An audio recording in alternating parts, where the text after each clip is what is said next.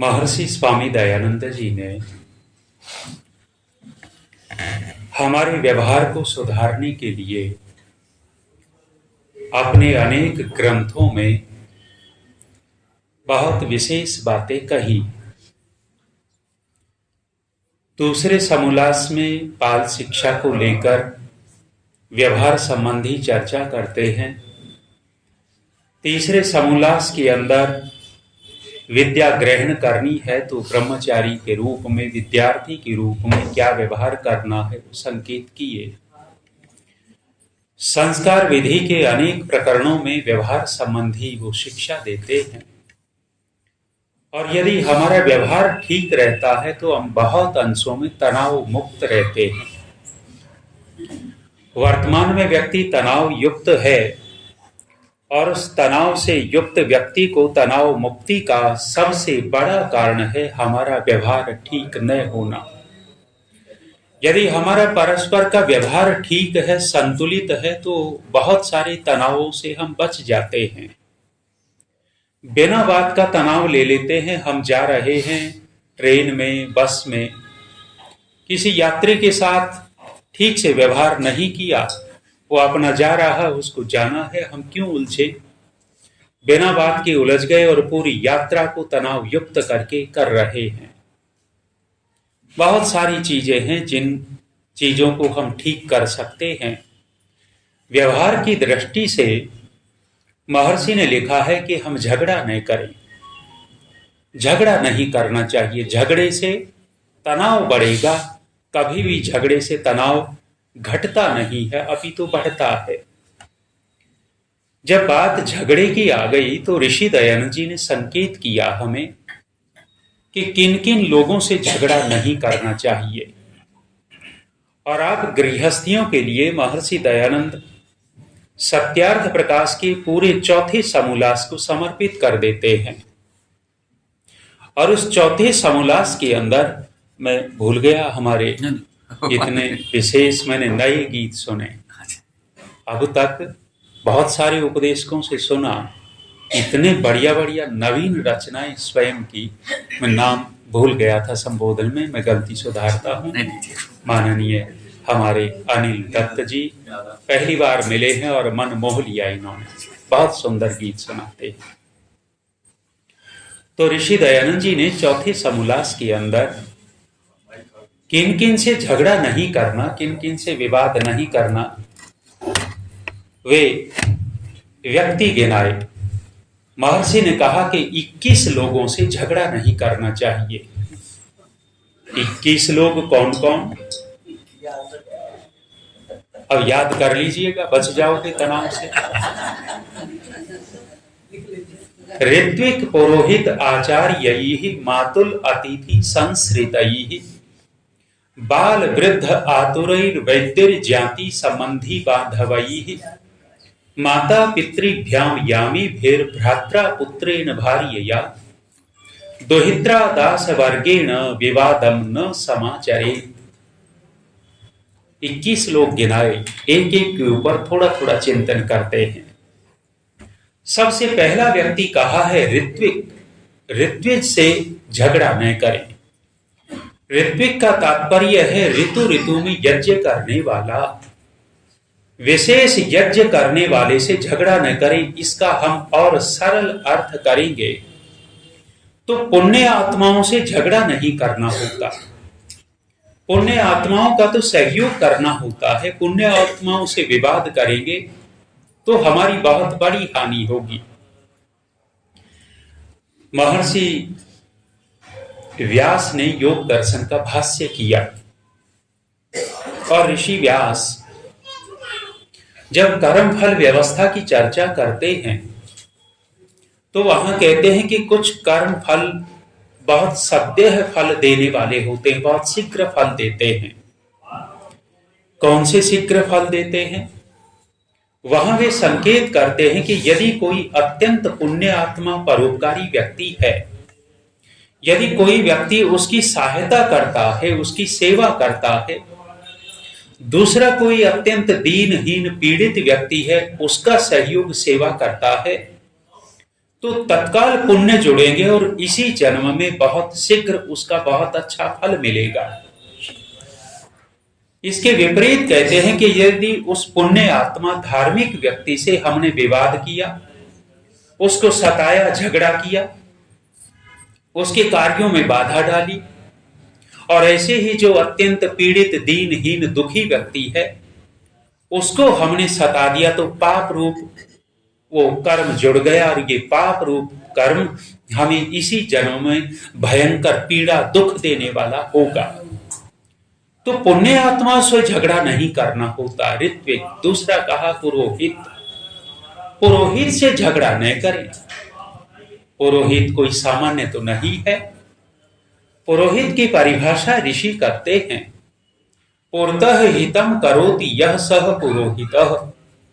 जो हमारा सीधा सीधा भला चाहता है, कल्याण करता है, उसको पुरोहित कहते हैं। और देखो, आप गृहस्थी लोग जब विवाह करने लगते हो, विवाह में हलवाई को तय कर लेते हो कि हलवाई हमारी मिठाई बनाएगा तो हम तुम्हें 50,000 रुपए देंगे। तय कर लिया। टेंट वाला आता है तो टेंट वाले से तय कर लेते हैं कि 1.5 लाख रुपए का तेरा टेंट तय हुआ। डेकोरेशन वाला आता है, तय करते हैं। फोटोग्राफर आता है, तय कर लेते हैं इतना देंगे। हर एक का तय हो जाता है। डीजे वाला, बैंड बाजे वाला, सबका तय। और आजकल रात में विवाह करने लग गए हैं। ऋषियों की शैली नहीं है। निशाचर जो होते थे वो रात में विवाह करते थे। देवलोग, मनुष्य लोग तो दिन में विवाह करते हैं। ये रात का विवाह तो निशाचरों का है, कोई अच्छी चीज नहीं है। लेकिन आज फैशन आ गया, रात में ही विवाह होता है। और रात में विवाह होगा तो आपका पुरोहित 2-3 घंटे पहले आकर के बैठ गया। अब वो बेचारा टुकुर टुकुर देखता है कि शायद अब आएंगे, अब आएंगे, अब आएंगे। लेकिन इनका नाच गाना पूरा नहीं होता। नाच गाना पूरा होता है तो वो मंच पे फोटोग्राफी शुरू हो जाती है। 2.5, 3 घंटे फोटोग्राफी में समय बर्बाद। और वो फोटो वाले को बुला रखा है, तुम्हारी लड़की बहू की ठोटी पकड़ करके इधर मुंह कर ऐसे पोज बना। वो पोज बनवाने में लगा रहता है। उसको कोई नहीं टोकने वाला, तू कर क्या रहा है, लेकिन वो पोज बनवाता रहता है। 2.5-3 घंटे बर्बाद कर दिए। सब के सब चले जाते हैं। विवाह संस्कार जब आरंभ होता है, कुछ लड़के के परिवार वाले, कुछ लड़की के परिवार वाले खाना खा करके सब निकल गए। टेंट वाले टेंट उखाड़ना शुरू कर देते हैं, लाइट वाले अपनी लाइट समेटते हैं, सब कुछ समेट ले गए। अब वो एक आपके विवाह को संपन्न कराने वाला व्यक्ति बैठा है रात में। आपके उस वर वधू को, लड़के लड़की को कोई आशीर्वाद देकर के नहीं जाता। कोई हलवाई आशीर्वाद दे के गया हो, कोई टेंट वाला, कोई बाजे वाला, कोई आशीर्वाद देने आया, कोई नहीं आता है। वो पुरोहित आपका हवन करवाता है, उस लड़के लड़की के लिए मंगल कामना करता है और उनके उज्जवल भविष्य के लिए ईश्वर से प्रार्थना करता है, आशीर्वाद देता है। और यदि वो पुरोहित कहे कि मैं बहुत दूर से आया हूं, 5100 की जगह आप 2100 की जगह 5100 देंगे तो मुझे अच्छा लगेगा। इतने 5100, 4 मंत्र ही तो पढ़े हैं। 4 मंत्र, उससे झगड़ा कर बैठेंगे। अब कितने व्यवहार की बात ऋषि कहते हैं कि पुरोहित से विवाद नहीं करना, झगड़ा मत करना। वो पुरोहित आपके मंगल कामना करने आया है, वेद के मंत्र बोले हैं। जो मैंने कहा, आपका कोई भी आशीर्वाद दे करके नहीं जाता, उस लड़के लड़की को आशीर्वाद देता है तो वो पुरोहित वेद के मंत्रों से मंगल कामना करता है। अब कहते हैं पुरोहित से विवाद अच्छा नहीं है। और देखो, इतिहास में पुरोहित बड़े विशेष हुए। महाराणा प्रताप के छोटे भाई शक्ति सिंह किसी बात को लेकर के नाराज हो गए और नाराज होकर के मेवाड़ छोड़ गए। मेवाड़ छोड़ करके अकबर से जा मिले। वर्षों के बाद जब मेवाड़ गए, महाराणा प्रताप सामने खड़े थे, बड़े भाई खड़े हैं, छोटा भाई आया है। दोनों भाइयों के गले मिलने चाहिए थे, लेकिन दोनों भाइयों की तलवारें निकल गई। जब तलवार निकली तो उनका पुरोहित वहां था, महाराणा प्रताप का। दोनों भाइयों को बहुत समझाया कि भाई हो, गले मिलो, तलवार मत भिड़ाओ, लेकिन दोनों भाई माने नहीं। युद्ध हो गया। युद्ध हुआ तो दोनों भाइयों की तलवारों के बीच में आकर के महाराणा प्रताप का पुरोहित कट गया। वहां उसके प्राण अंत हो गए। जो पुरोहित जीते जी दोनों भाइयों को गले नहीं मिला पाया, अपने प्राणों की आहुति दे करके दोनों भाइयों को गले मिला दिया। पुरोहित कोई सामान्य नहीं होता। पुरोहित से झगड़ा न करे। लंबी व्याख्या नहीं करूंगा, 21 गिनवाने हैं। तीसरा व्यक्ति आचार्य। आचार्य ही अपने आचार्य से झगड़ा नहीं करे।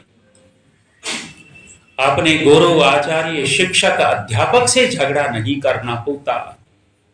वह तो हमारे जीवन का निर्माण करने वाला है, हमारे जीवन से अविद्या को दूर करता है।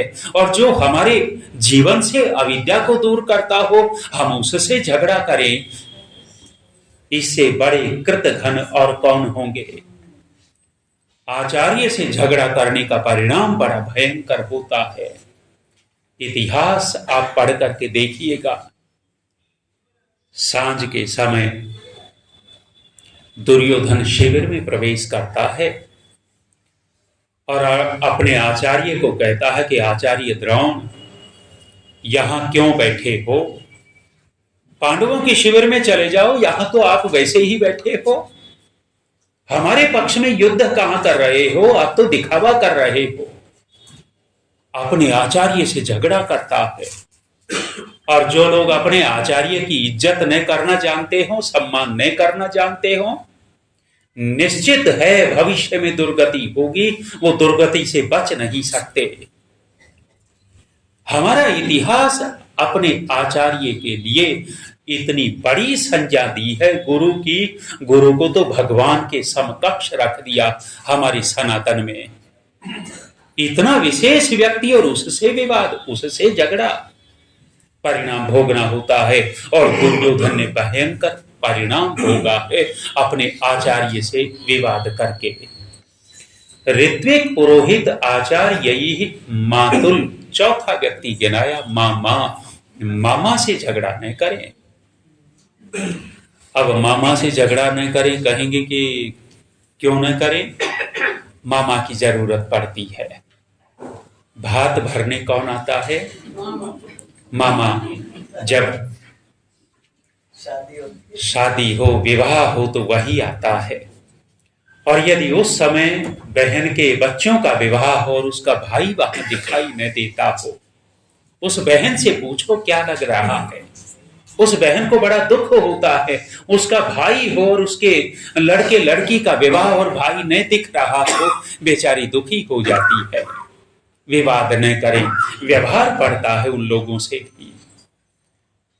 और हम मान लेते हैं कि विवाह में तो आवश्यकता नहीं पड़ी, लेकिन यदि शकुनी जैसा मामा हो, उससे झगड़ा करके देख लो परिणाम क्या निकलेगा। शकुनी जैसे मामा से झगड़ा करेंगे तो कुल का कुल नाश करवा गया वो व्यक्ति।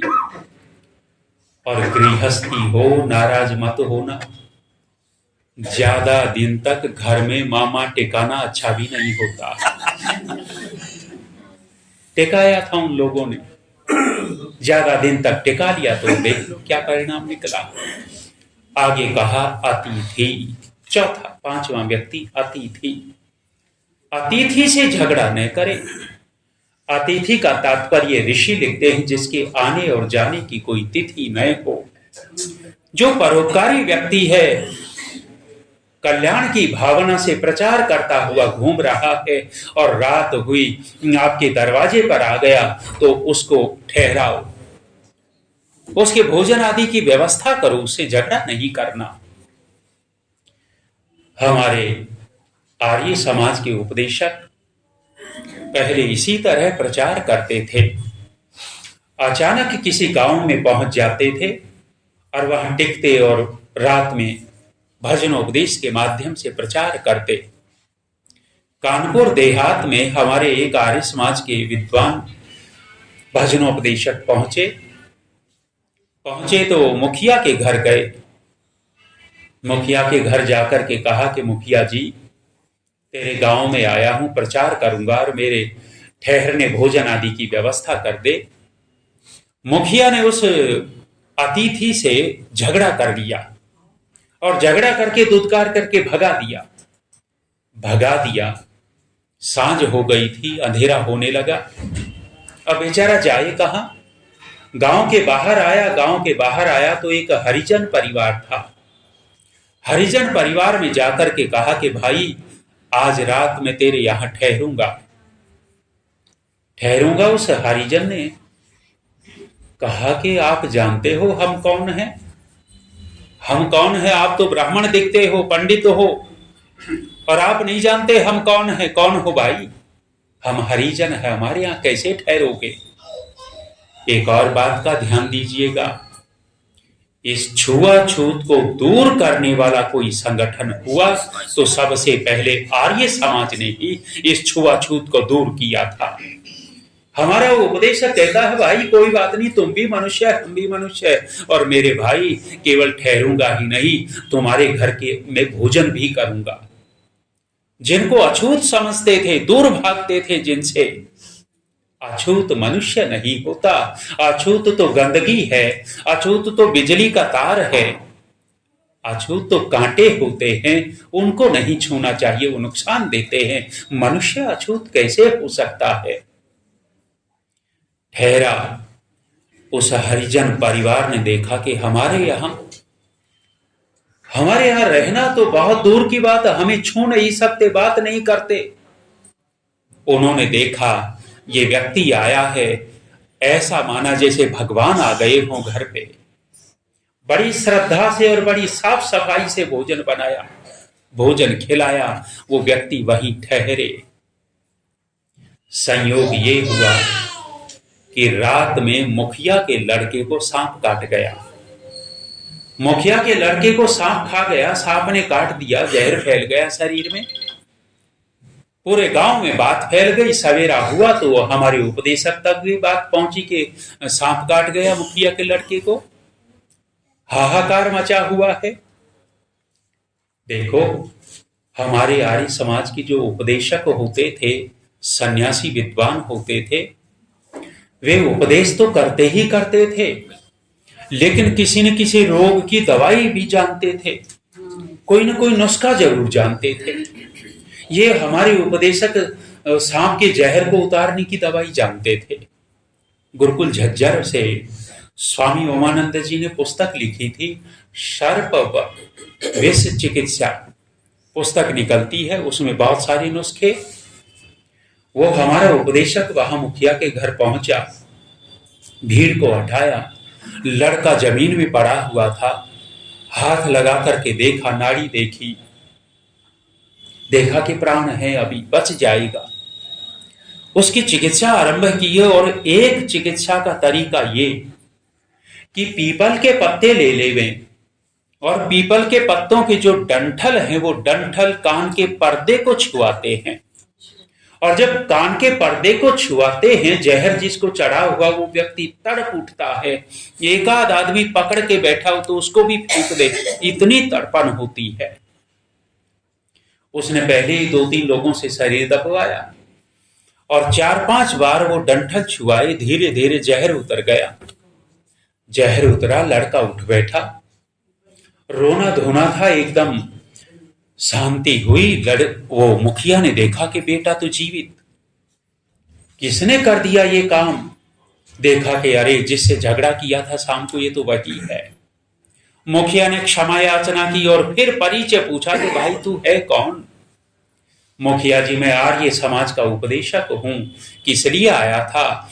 आपके गांव में प्रचार करना था, वेद की बातें कहनी थी, और आपके गांव में आर्य समाज की स्थापना करता, आपने तो मुझे भगा दिया था। मुखिया अपनी गलती मानते हुए क्षमा कहता है और कहता है मेरे यहां रुक, मैं तेरी सारी व्यवस्था करूंगा जब तक रुकना है, और आर्य समाज की स्थापना कर। और कहा कि क्या करना है आगे, आर्य समाज मंदिर बन जाए। उस मुखिया ने प्रसन्न होकर के 1 एकड़ भूमि आर्य समाज के नाम की और उस पर आर्य समाज की स्थापना कर दी। अतिथि से विवाद करें तो नुकसान कितना, और अतिथि की सेवा कर देवे तो फायदे कितने हैं। अतिथि से झगड़ा न करें। अगला व्यक्ति संश्रितई ही। संश्रितई ही का तात्पर्य है जो हमारे आश्रित हैं, शरण में आ गए हैं, शरण में आए हुए से झगड़ा नहीं करना होता।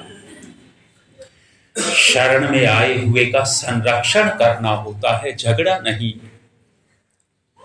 हाँ, एक और बात साथ साथ कह देता हूं कि ऐसे शरणागत नहीं जैसे जर्मनी में चले गए थे, जैसे फ्रांस में गए। ये लुटेरे शरणागत बनकर के घुस गए वहां, और शुरुआत में तो हाथ जोड़ते हैं, हम शरणागत बनकर के आए हैं, शरणार्थी आए हैं, हमारी रक्षा करो।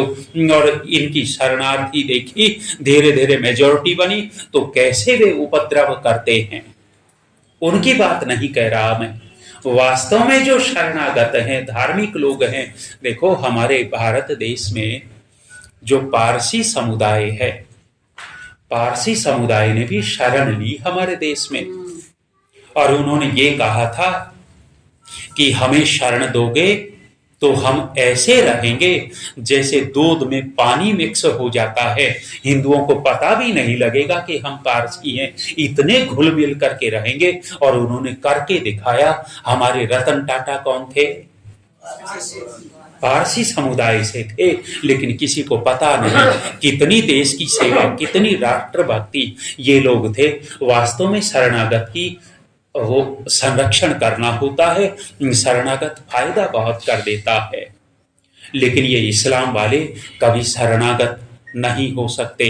ऐसों को शरण देना अपने लिए कांटे बोना है, अपने लिए घातक स्थिति पैदा करना है। बसा दिए आपके यहाँ दिल्ली में रोहिंग्या, हमने सुना है लाखों रोहिंग्या बसा दिए। आपके दिल्ली के राजा का नाम तो नहीं लूंगा, है ना, 10 साल ले गए आनंद, और आप ही लोगों ने बना दिया है। और अब तो आपके इलाके की ही बन गई है। नाम लूंगा तो और नाराजगी न हो जाए ना। इनको शरण नहीं देनी। परसों आपसे मिलवाएं, परसों आएगी आप। आएंगी, बहुत अच्छा। बहुत अच्छा। देखो राजा होता है, राजा का सम्मान करना होता है। हमारे यहाँ आए तो राजा का तो सम्मान है, जो भी है आए हुए अतिथि का सम्मान। तो संश्रिता यही शरणागत की संरक्षण करना होता है, रक्षा करनी होती है, उससे विवाद नहीं करना होता। हमारे उपदेशक सुनाया करते हैं, आजकल जैसी स्थिति है आप अधिक जानते हो। अमेरिका में रहता था लड़का, सूचना गई पिताजी का देहांत हो गया है, आ जाओ। लड़का आया अमेरिका से, पिताजी का अंतिम संस्कार किया, और जो रीति रिवाज होते हैं वो भी पूरे किए। अब उसको वापस जाना है। 2 ही तो बूढ़े बुढ़िया रहते थे, और तो कोई था नहीं। बूढ़ा चला गया है, एक माँ बची है। माँ को उसने समझाया कि माँ यह क्या करोगी अब अकेली, पिताजी चले गए हैं, मेरा कारोबार वहां, नौकरी वही है, मैं यहां रह नहीं सकता, जाना मुझे भी पड़ेगा। और माँ ऐसा करते हैं कि यहाँ की प्रॉपर्टी बेच देते हैं। जमीन बिकवा दी, बहुत बड़ी कोठी थी, वो कोठी बिकवा दी, घर बिकवा दिया, और ले चला है अमेरिका के लिए। एयरपोर्ट गए, माँ को बैठाया कि माँ तू बैठ, मैं अभी आता हूं। अभी आता हूं तो बस 1 घंटा बीता, 2 घंटे बीते, 3 घंटे बीते। बेचारी कातर आंखों से देखती है, जिधर गया था उधर ही बार बार देखती है। और दिल डूबा जा रहा है, क्यों अकेली, और गया मैं अभी आता हूं, 3-4 घंटे हुआ, आया नहीं। सिक्योरिटी वाला देख रहा था, बूढ़ी माँ बहुत देर से बैठी है, बात क्या है, आके पूछ ही लिया। माता जी बहुत देर से बैठी और उधर ही देख रही हो, क्या बात है? मेरा बेटा गया है, कह रहा था अभी आता हूं। कहाँ जाना था माता जी? अमेरिका लेकर के जा रहा था। सिक्योरिटी वाले को पता था कि एक ही उड़ान थी और वो उड़ान उड़ चुका है जहाज। सिक्योरिटी वाले महसूस कर गया कि धोखा दे गया, नालायक था। सारा परिचय पूछा कि माता जी कैसे, कहां, सारा बताया। और उसने, सिक्योरिटी वाले ने कह दिया कि मां, एक ही जहाज था, वो तो उड़ चुका है, जा चुका तेरा। और वो तेरा नहीं था, तेरा होता तो तेरे साथ रहता, वो तेरा था ही नहीं, वो तो भाग गया है, नालायक, धोखा दे गया। अब वो मां बड़ी दुखी हुई और उस मां ने कहा कि सिक्योरिटी वाले के से कि भाई, जहां मेरा घर था, जिसको बेचा है मेरे को वहां ले चल। जिसको घर बेचा था उसके पास गए, मिलाया तो वो बूढ़ी मां जिसको घर बेचा था हाथ जोड़ करके कहती है कि भाई, मैं तेरी शरण में आ गई हूं, तेरे बर्तन भांडे मांजूंगी और बर्तन भांडे मांज करके अपना जीवन चला लूंगी, मुझे अपने घर में रख ले। मेरा मोह इस घर में है, मेरा पूरा जीवन इस घर में बीत गया, मैं यहीं अपना शरीर पूरा कर दूंगी, मुझे शरण में ले ले, बर्तन भांडे मांज लूंगी।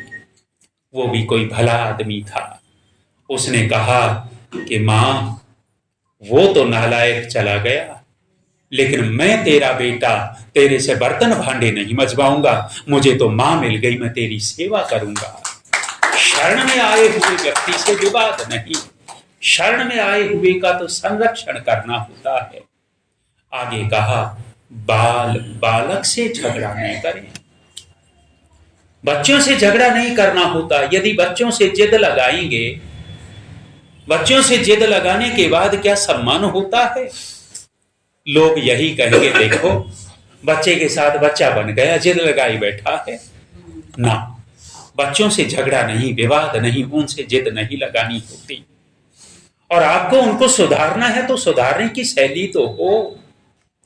हम अपने बच्चों को करते क्या है, केवल और केवल बोल बोल करके सुधारना चाहते हैं, तू ये कर, तू ये कर, तू वो मत कर, वो मत कर, बस यही तक ना।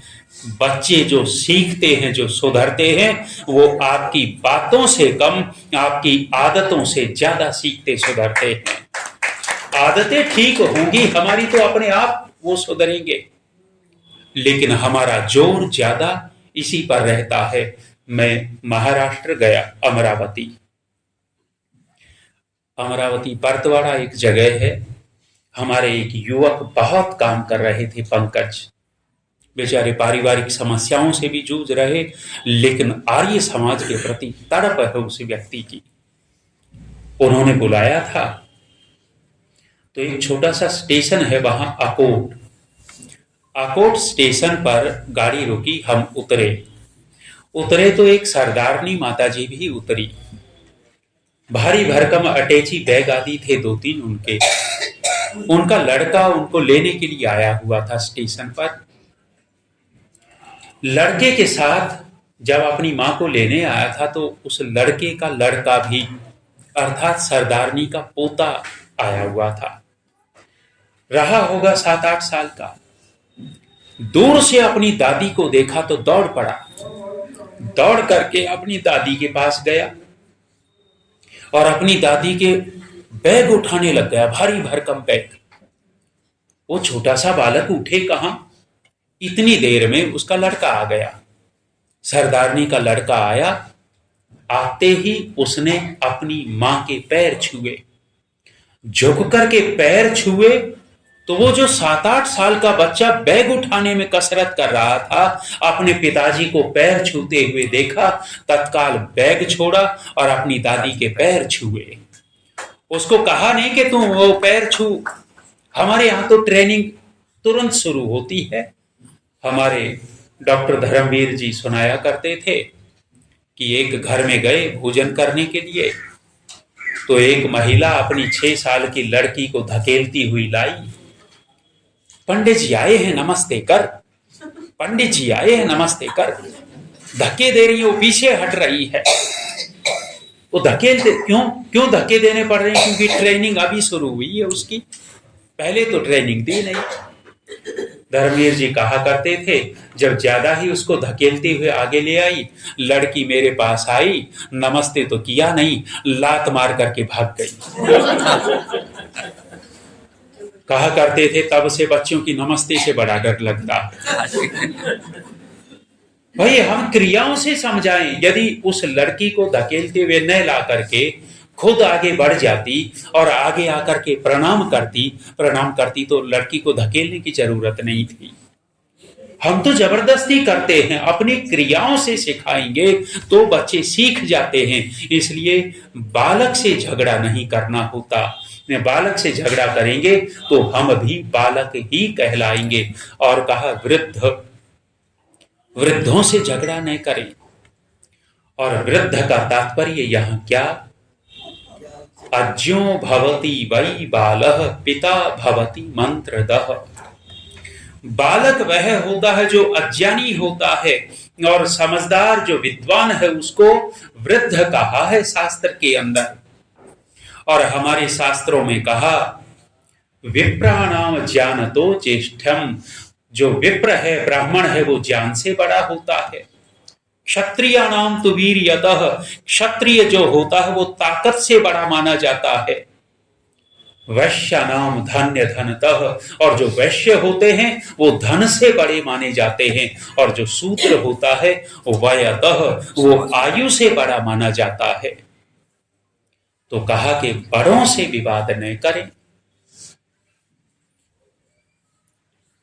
युद्ध खत्म हुआ। युधिष्ठिर इंद्रप्रस्थ में अपना राज्य कर रहा था। श्री कृष्ण यहां की व्यवस्था करके द्वारिका में चले गए। और यादवों में कमजोरी आई, दुर्गुण आए, शराब पीने लग गए। एक दिन प्रद्युम्न और कुछ दूसरे लोग नगर से बाहर आए हुए थे, शराब पी रखी थी। अब आप विचार करना, हमारे उपदेशक कितनी पढ़ाई कर करके बोलते हैं। 12 साल तक तपस्या की, एक पैदा किया। एक पैदा किया तो कैसा पैदा किया? महाभारत पढ़ करके देख लेना। और एक पैदा नहीं किया, 3 पुत्र थे उनके। एक नहीं था, 3 थे। प्रद्युम्न, चारुदेशन और सांब, 3 ये पुत्र थे।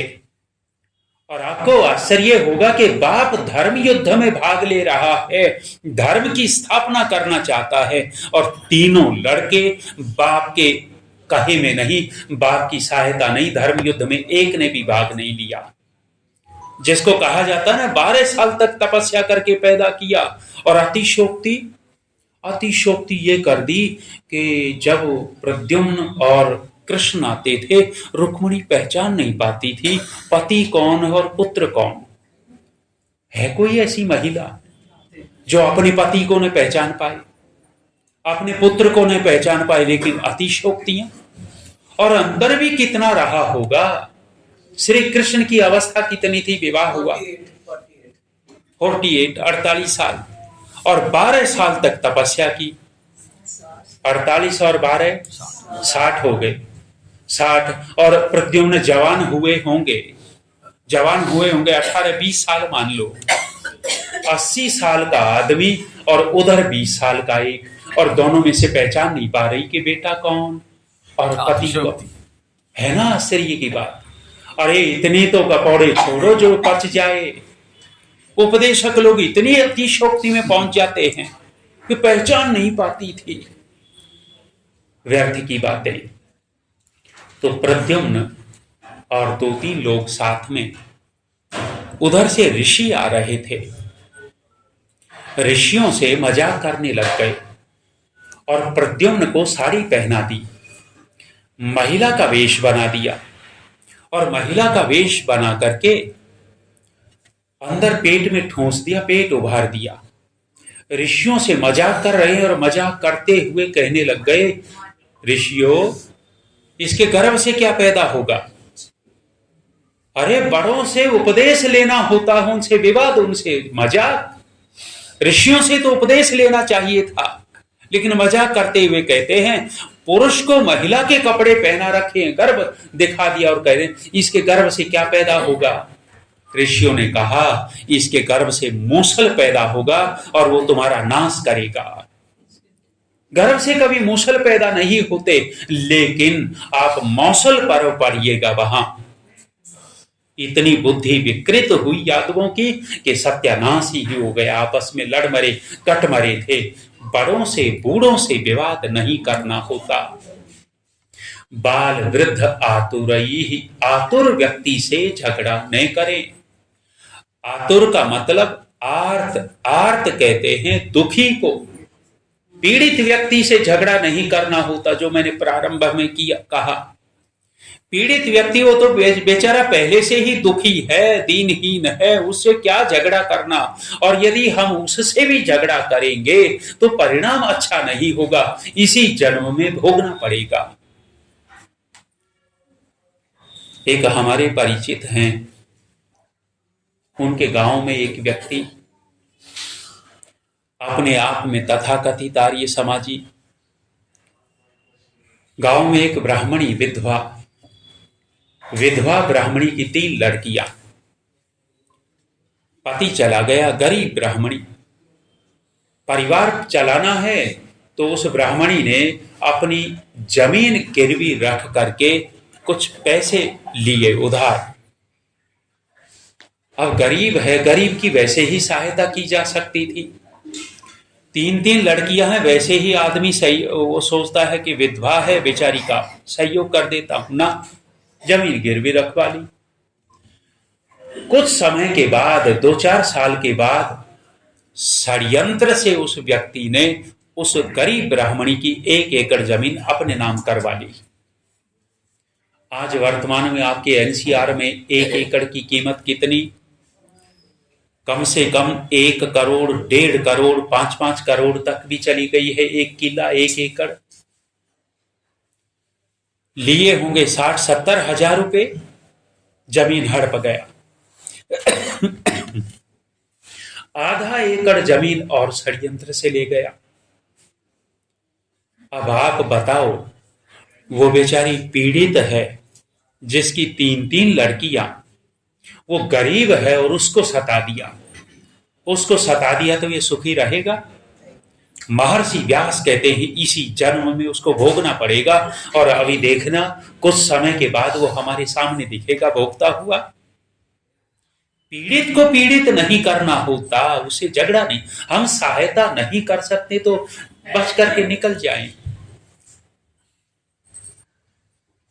बाल वृद्ध आतुरैर वैद्यैः, वैद्य से झगड़ा न करें। कितने हो गए? गिन रहे हैं? 10 हो गए। मंत्री जी लिख रहे हैं, बहन जी भी लिख रही है, 10 हो गए। वैद्य से झगड़ा नहीं करे। डॉक्टर, चिकित्सक, वैद्य से झगड़ा नहीं करना होता। हमारी जरूरत पड़ती है या नहीं पड़ती? और किसी डॉक्टर से झगड़ा कर लिया, झगड़ा उसने मन में ले लिया और हम गए उसके पास, दर्द दूर करने की दवाई देनी थी, तो दर्द दूर करने की देगा या बढ़ाने की दे देगा? गड़बड़ आदमी बढ़ाने की दे सकता है। डॉक्टर वैद्य से झगड़ा न करे। यदि वैद्य से व्यवहार की शिक्षा लेनी हो तो हनुमान जी से लो। जब लक्ष्मण को शक्ति लग गई, वैद्य की आवश्यकता थी, तो सुसैन के पास भेजा हनुमान जी को।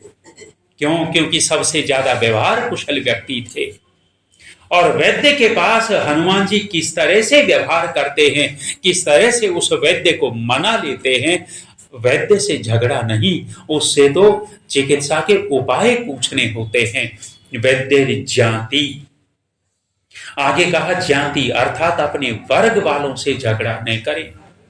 वर्ग वालों से ब्राह्मण, क्षत्रिय, वैश्य और शूद्र, 4 वर्ण। अब ये मत कहिएगा कि अपने वर्ग वालों से तो नहीं करेंगे, दूसरों से कर लेंगे, ऐसा अर्थ मत निकालिएगा। अब व्याख्या नहीं करा, समय भाग गया। जाति संबंधी ये 12वां व्यक्ति गिनाया संबंधी, और संबंधी का अर्थ महर्षि दयानंद जी ने किया सास और ससुर। अपने सास ससुर से झगड़ा न करें। अब माताएं क्षमा करेंगी। पहले क्षमा क्यों मांग रहा हूं? इसलिए मांग रहा हूं कि पुरुष तो अपने सास ससुर को सहन कर लेता है। कौन? पुरुष। पुरुष अपने सास ससुर को सहन कर लेता है, अपने घर में रख करके उनकी सेवा कर सकता है। लेकिन ये पुर्जा पता नहीं कहां से विकसित हुआ है। माताओं बहनों में ही ये पुर्जा विकसित हुआ है कि अपने सास ससुर को सहन नहीं करती। सब कुछ अच्छा लगता है, लेकिन वो बेचारी सास बुढ़ी अच्छी नहीं लगती। क्यों भाई? ये भी तो बेचारी है, और ये तो ऐसी है जिसने 9 महीने गर्भ में रखा तुम्हारा, 9 महीने गर्भ में रखा, पाला पोसा, मेहनत की और जवान करके तुम्हारे हवाले कर दिया। जिसकी मेहनत के बल पर वो तुम्हारा देवता बना हुआ है, और उसी की मां की सेवा नहीं करे, उससे झगड़ा करे। तो ऋषि कहते हैं कि ना, सास और ससुर से झगड़ा नहीं करना होता।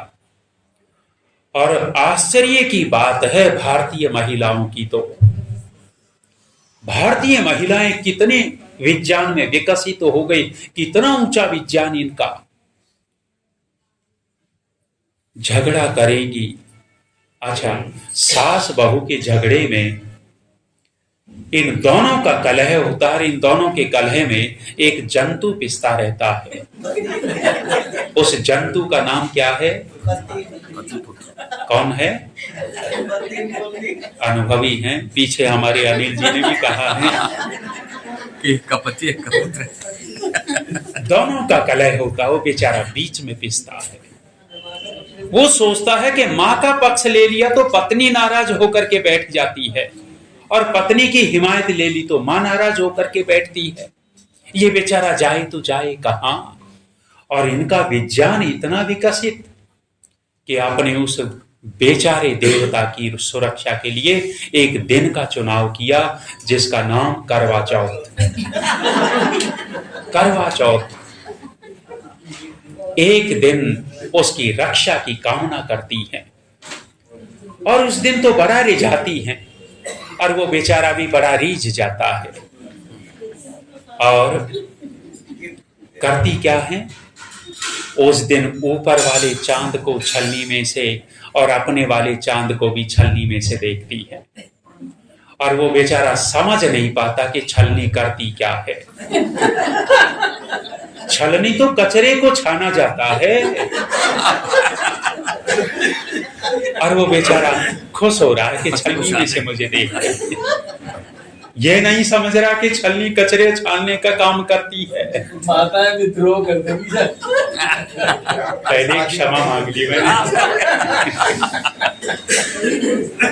पहले क्षमा मांग करके बैठा हुआ हूँ।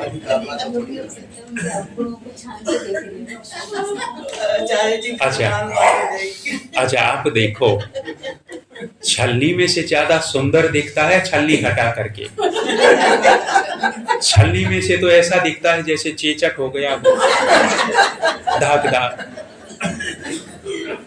एक दिन तो बड़ी मेहनत की, और अगले दिन मैं कहा करता हूं बेचारा हारा थका हुआ शाम को लौटता है, और भोजन बनाया देवी जी ने। भोजन करने लगा। जब भोजन कर रहा है, लाइट थी नहीं, तो पल्लू से ही हवा हाँकने लग गई। बड़ी ठंडी हवा कर रही है, और ठंडी हवा करते करते बोल पड़ी, तेरी माँ ने मेरी जान खा ली। ऊपर से ठंडी हवा, और अंदर क्या कर दिया? आग लगानी शुरू कर दी। अब बेचारे की उम्र बढ़ी, भोजन पचेगा उसको? ना। सास और ससुर से झगड़ा नहीं करना होता। ये तो वो देवता हैं जिन्होंने आपके जीवन साथी को संजो करके आपको दिया है, और उससे झगड़ा करेंगे तो परिणाम अच्छे नहीं निकलते। जाति संबंधी बांधवई ही 13वां व्यक्ति हो गया शायद। बंधु का अर्थ महर्षि कहते हैं मित्र।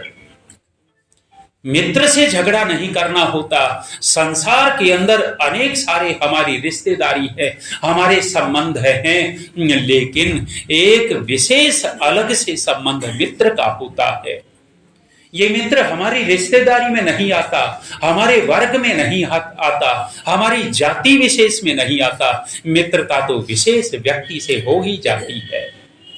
और मित्र ऐसा जो हमारे हर खुशी में गम में साथ देता है, जो हमारे गम में खुशी में साथ देता हो, उसको मित्र कहा गया है। लालची व्यक्ति, स्वार्थी व्यक्ति को मित्र नहीं कहा गया। जब तक आपकी जेब में पैसे हैं तब तक मित्र हो ना, वो मित्र नहीं है। वो स्वार्थी व्यक्ति आपसे जुड़ गया है। मित्र कौन? एक मित्र अपने मित्र के पास रात के 12-1 बजे गया, दरवाजा खटखटाया कि भाई दरवाजा खोल, दरवाजा खोल। अंदर से आवाज आई, थोड़ी देर में खोलता हूं। दरवाजा खोलने में थोड़ी देर लग गई। बाहर वाला मित्र शिकायत भरी आवाज में कहता है कि अरे बड़ी देर लगा दी, बड़ी देर लगा दी। अंदर वाला कहता है कि भाई देर लगने का कारण था। कारण क्या था? देख मेरे दोनों हाथ। दोनों हाथ क्या था? एक हाथ में तलवार। तलवार दिखाते हुए कहने लगा है कि भाई तू रात के 12-1 बजे आया है, सामान्य स्थिति में नहीं आया होगा। यदि तेरे ऊपर कोई संकट है तो मुझे बता। मेरे एक हाथ में तलवार है, मैं देखता हूं उनको। और यदि तेरे पास कोई और विपत्ति आ गई हो, धन की कमी हो, तो मेरे दूसरे हाथ में धन की थैली है, बता कहां सहायता करनी है। ऐसा व्यक्ति मित्र कहलाता है। और ऐसे मित्र से झगड़ा नहीं करना होता। ऐसे मित्र से झगड़ा करके हम बहुत कुछ हानि कर देते हैं। आगे और कहा, मां से झगड़ा नहीं करें। मां जैसी बढ़िया चीज कहां मिलेगी? पिता से झगड़ा न करे। 15वां व्यक्ति, पिता से विवाद। अरे आप विचार करके देखो, जब युधिष्ठिर से यक्ष ने पूछा था कि आकाश से बड़ा क्या है, और यक्ष युधिष्ठिर मन ही मन सोचते हैं कि ये यक्ष पागल तो नहीं हो गया। इसने पूछा आकाश से बड़ा क्या है? मैंने कौन सा फीता लेकर के आकाश को नापा है? और आज तक इस आकाश को नापने का कोई पैमाना है ही नहीं, तो मैं कैसे बता दूं कि आकाश से बड़ी चीज ये? लेकिन फिर भी युधिष्ठिर ने विचार किया और विचार करके कहता है, यक्ष मेरे से पूछते हो तो आकाश से बड़ा पिता का हृदय होता है। पिता के हृदय से विशाल दुनिया में कोई चीज नहीं है। क्यों नहीं है? पिता का कितना विशाल हृदय। प्रसंगवशात बात याद आई। गरीब किसान का इकलौता लड़का, लायक लड़का है, पढ़ाई कर रहा है, 12वीं पास कर गया है अच्छे अंकों से 12वीं पास हो गई। उदास रहने लग गया। एक दिन गरीब बाप ने पूछा कि बेटे उदास क्यों? बाप सब कुछ तो सहन करता है लेकिन संतान की उदासी सहन नहीं कर पाता। लेकिन ये बच्चे समझ नहीं पाते कि हमारे पिता ने कितना हमारे लिए किया है। वो हमारी उदासी नहीं देख सकता, सहन नहीं कर सकता, और हम इतने बड़े हो गए कि उनसे मिलते जुलते भी नहीं हैं। वो बेचारे कमरे में एक और बैठा दिए हैं। ड्यूटी पे जाते हैं तो चले गए, आते हैं तो आ गए, उनके पास बैठ नहीं सकते। 2 घड़ी आधा घंटा बैठे, ये संवेदनाएं काम करती हैं। आपके डॉक्टर की दवाई असर नहीं करेंगी, आपका बैठना उनके पास उनको स्वस्थ कर देगा। वो सबसे बड़ी दवाई तो आपका बैठना है। उदास था। बाप ने पूछा कि बेटे बात क्या? पिताजी रहने दो ना मेरे लाल, बता तो सही, दुखी क्यों है? पिताजी आगे पढ़ाई करनी है, कॉलेज में जाना है, खर्चा लगेगा, आपके पास पैसा है नहीं, सोचता हूं कोई और काम धंधा कर लूं। तू चिंता क्यों करता है, मैं तेरे को पढ़ाऊंगा। कहते हैं कि किसान के पास 2 बीघा जमीन, 1 बीघा जमीन रात में बेच करके आ गया। पैसा दिया बेटे को और बेटे ने फीस भरी और लायक बेटा पढ़ता चला गया और कहते हैं बढ़िया नौकरी लगी, कलेक्टर लग गया, IAS परीक्षा पास कर गया, विवाह हो गया। बहू बेटा शहर में रहते हैं, माँ बाप गांव में रहते हैं। एक दिन पत्नी ने कहा कि बेटे का हालचाल तो पूछाओ, बहुत दिन हो गए। वो शहर में भेजा, शहर में गए, कार्यालय के बाहर चपरासी को कहा कि भाई अंदर जो है वो मेरा बेटा, उनको कहो उनके पिताजी आए हैं। लायक बेटा जल्दी से काम पूरा करके बाहर आया, बाहर आकर के पिता के चरणों में शीश रख दिया। आज नमस्ते करते हुए इनके सिर कतराते हैं। अरे बाप के पैर छूले हुए, माँ के पैर छूले हुए आशीर्वाद मिलता है। योग्य बेटा चरणों में सिर रख दिया, घुटने टेक करके। पिताजी को घर ले गए, नहलाया धुलाया, भोजन करवाया, चारपाई लगा दी, पिताजी आराम करने के लिए लेटे तो योग्य बेटा है, पिता के पैर दबाने लग गया। बहू भी आ गई पास में आकर के बैठ करके। जब बेटा सेवा कर रहा था तो बाप की आंखों में से आंसू टप टप गिरने लग गए। बाप को रोता हुआ देखा तो लायक बेटे के हाथ रुक गए। हाथ रुके और हाथ जोड़ करके पूछा कि पिताजी हमारी सेवा में कोई कमी रह गई क्या? कमी रह गई क्या? ना, तुम्हारी सेवा में। फिर रोते क्यों हो? रोते क्यों हो? बाप कहता है मेरे लाल, मेरी आंखों में आंसू तो इसलिए आ गए कि मेरे पास 2 बीघा जमीन थी, 1 बीघा जमीन बेच करके तुझे इतना बड़ा बना दिया। मैं सोच रहा था दोनों की दोनों बीघा बेच देता तो शायद तू और ज्यादा बड़ा बन जाता। बाप सब कुछ लुटा करके तो संतान के ऊपर उठाता है। पिता से झगड़ा न करें। माता पितृ ध्यान यामी भेद, आगे कहा यामी का अर्थ है बहन से झगड़ा न करें। यामी भ्रात्रा पुत्रेण भार्यया, भाई से झगड़ा न करे। अब व्याख्या नहीं कर रहा, समय हो गया। कोई बात नहीं, कल बता पूरा कर देता। भार्य, भ्रात्रा पुत्रेण भार्यया, भाई जैसी बढ़िया चीज लाओगे कहां से? भाई भाई के झगड़े। अरे 4 भाई इकट्ठा रहते हो, भले ही धन कम है, धन कम हो, लेकिन 4 भाई संगठित होकर के रहते हैं। आपके आसपास कोई लैंडलॉर्ड क्यों न हो, वो नजर उठा करके नहीं देख सकता। लेकिन चारों भाई आज धनी बहुत हो गए हैं, करोड़पति हो गए, लेकिन चारों भाइयों में वैर चल रहा है। 2 टके का आदमी व्यक्ति कुछ भी कह करके चला जाता है। क्यों? प्रेम हो, भाई से झगड़ा नहीं। भाई जैसी बढ़िया चीज दुनिया में नहीं होती। हो जाती है छोटी मोटी ऊंच नीच, छोटी मोटी बात हो जाए तो उसको इग्नोर कर दो, उपेक्षा कर दो, कोई बात नहीं, है तो मेरा भाई, कोई बात नहीं, ले लिए 1,00,000 2 लाख रुपए ले लिए, है तो मेरा। जब ऐसा सोच करके चलेंगे, वो भी आत्मा है, भले ही उसने स्वार्थ में 1,00,000 2 लाख ले लिए हों, लेकिन वो भी सोचेगा कि मेरे भाई ने देखो त्याग कर दिया। भाई से झगड़ा नहीं हो। भ्रात्रा पुत्रेण भार्यया, पुत्र से झगड़ा न करें, अपनी संतान से झगड़ा नहीं। और यदि आपने संस्कार दे दिए तो झगड़ा करने की आवश्यकता नहीं पड़ेगी। और यदि संस्कार नहीं है, समस्या तो है बहुत सारे लोगों में, वो बात बनती नहीं और फिर कहते हैं कि आचार्य जी बेटे बड़े नालायक निकले, नालायक निकले, वो धन के लालची हो जाते और कुछ फिर विवाद होते। पुत्रेण भार्यया, अगला कहा भार्यया, पत्नी से झगड़ा नहीं करें। हाँ, कितनी बढ़िया बात कही। पत्नी से झगड़ा नहीं करें। अब माताएं कहेंगी ये तो हमारे काम की बात, अब पति से तो झगड़ ही सकती हैं, छूट मिल गई ना, ऐसा नहीं। भार्यया के साथ पति भी जोड़ लीजिएगा। पत्नी से झगड़ा नहीं करे तो मतलब निकला पति से भी झगड़ा नहीं करे।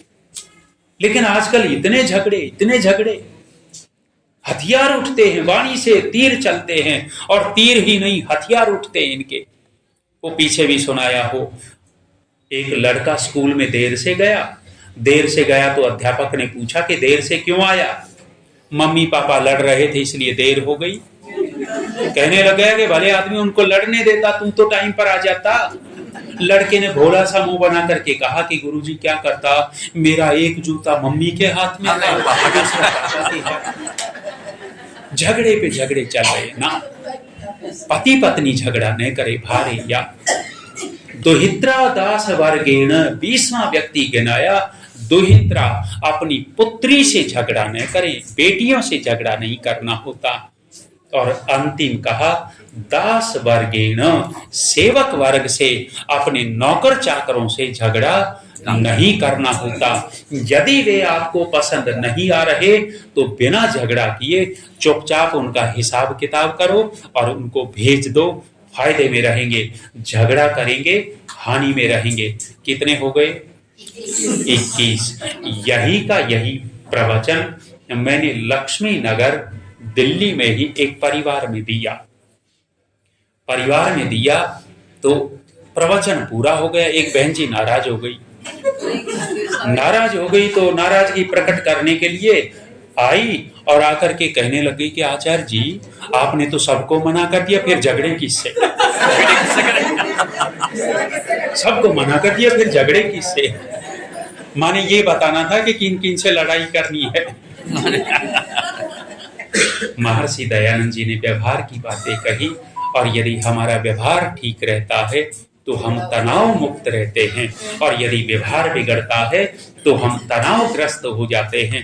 और एक व्यवहार ये है कि हम किसी से झगड़ा न करें। झगड़े से बच गए तो तनाव मुक्त रहेंगे। समय हुआ, वाणी को विराम।